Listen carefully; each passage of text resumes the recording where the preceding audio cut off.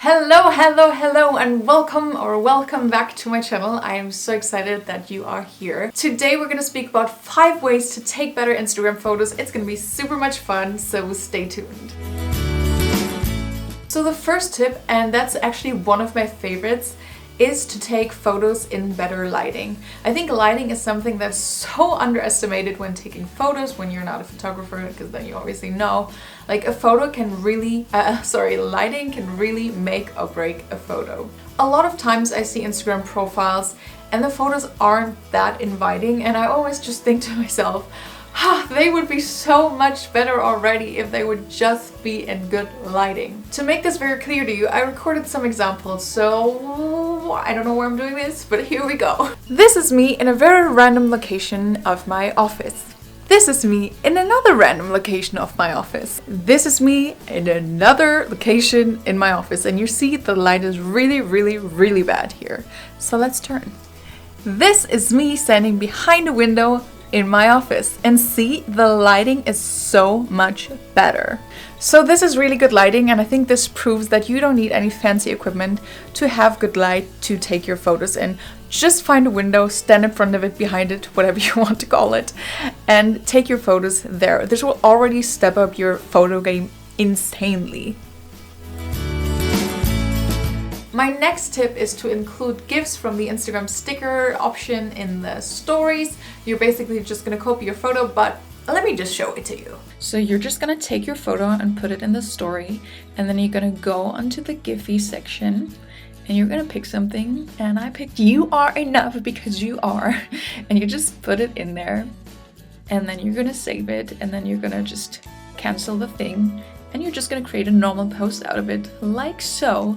And it's gonna be one-on-one, so yeah, it's just perfect and super easy, right? The third tip that I have for you is to always wear your brand colors when you're taking photos.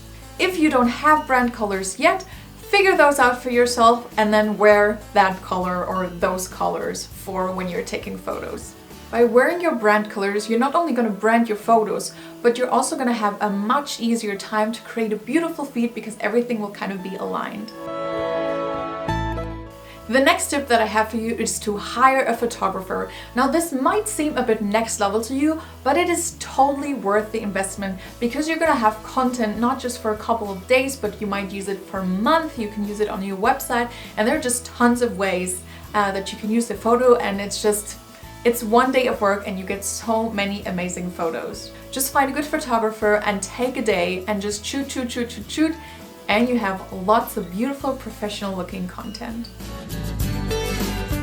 The fifth and last tip I have for you today is to plan ahead. So think about, what kind of photos do you want? Do you want them inside, outside, more like businessy, more casual? Just think about what message do you want to spread and how can that photo help you do it. If you can't afford to hire a photographer right now, just ask a friend if they could help you out and take some good photos of you. A friend will probably not be as good as a photographer, but most people actually find their ways with a camera pretty quickly, and you're gonna have a helping hand to tell you what looks good and what doesn't.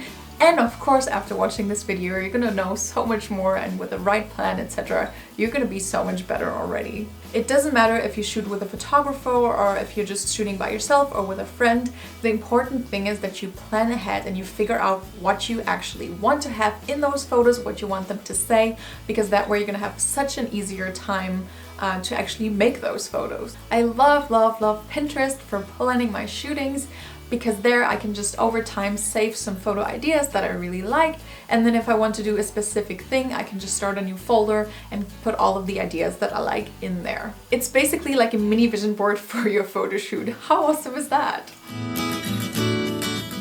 Alright, these were my 5 tips on how to take better photos for your Instagram. I hope that these were helpful to you and that you're gonna have a lot of fun trying them out. And now I'm gonna zoom out, take some photos because I have makeup on and that doesn't happen a lot. So I'll see you next week. Oh, and don't forget to subscribe if you want to see more videos like this one.